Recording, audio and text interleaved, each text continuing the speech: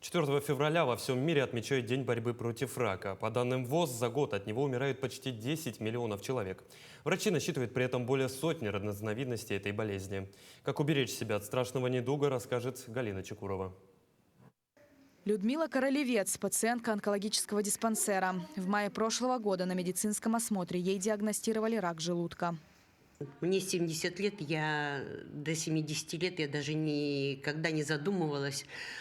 Слышать слышала, но не думала, что эта болезнь затронет и меня.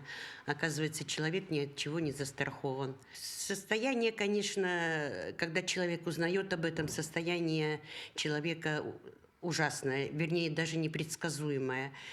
Человек начинает теряться, у него начинается депрессия, он теряет веру в себя. Ему не хочется жить, упадок сил. То же самое я не избежала. В течение 8 месяцев Людмила Ивановна проходила химиотерапию. Несмотря на то, что данный вид лечения является одной из самых тяжело переносимых, Людмила не опускала руки и верила в выздоровление. По ее словам, ее поддерживал лечащий врач Инна Дмитриевна.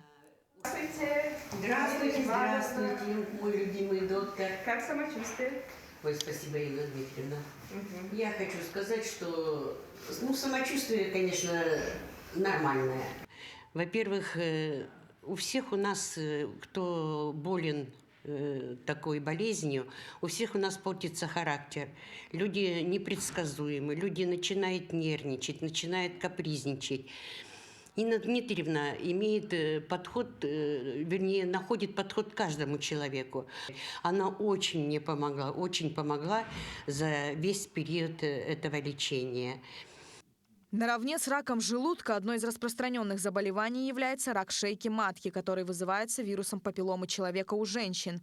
На данный момент лечение в Якутском онкодиспансере лечение по данному виду заболевания проходит 5 женщин.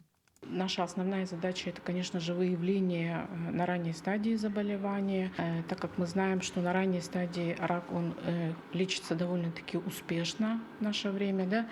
Рак шейки матки на начальной стадии даже можно проводить органосохраняющее лечение у женщин.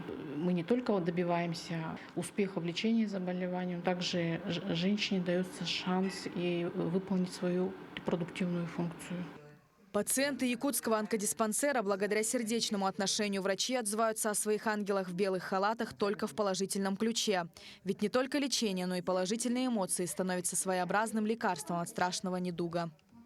И вот я хотела от всего сердца поздравить весь персонал. И, конечно, низкий поклон за то, что вы нас лечите, за то, что нас поддерживаете в трудную минуту, за то, что не даете упасть духом.